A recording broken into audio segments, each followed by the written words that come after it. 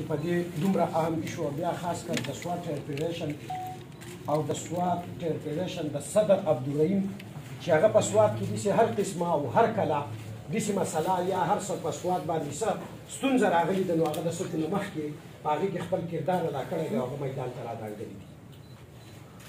موږ چې په داسې پروګرامونو او تقریباتو په دې کې کینو نو ډېر ښکلي تقریرونه وکړو ښه احادیث ووایو خو هغه صرف د دغې ټایمه پورې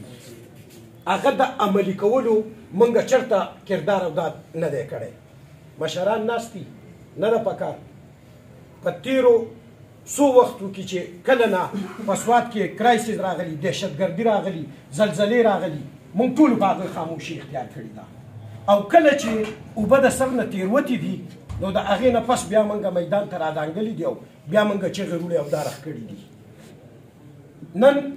موږ وایو ښایسته باچا پاڅېدو ما یې زه به هغه ته ووایم ښایسته باچا وایي چې موږ به په ملکنډ ډویژن کې هېڅ قسمه د ټیکس لګولو یا د دې اجازت نه ورکوو نن په ملکنډ ډویژن کې ټیکس لګېدلی دی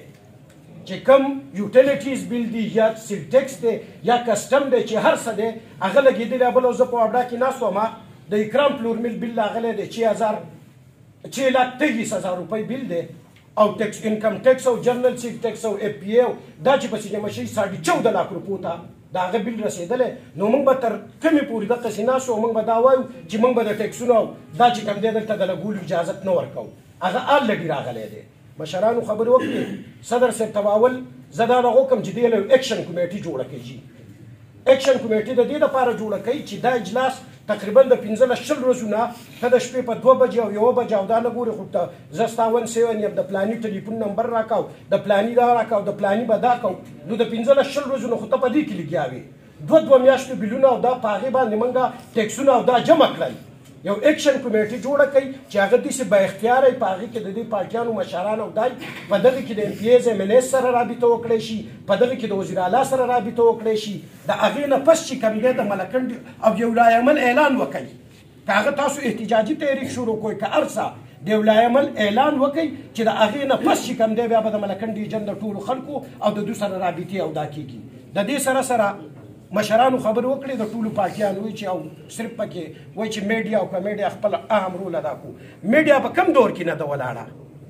د دهشتګردۍ کې قربانیانې زمونږ کسان چې څنګه ستاسو شهیدان شي داسې زمونږ 15 کسان هم دا شهیدان شوي دي خو په میډیا چې کله هم د سختې وخت راغلی دی نو دا څونه مشران چې ناست په دې کې یو سړی د میډیا په شانې دی ولاړ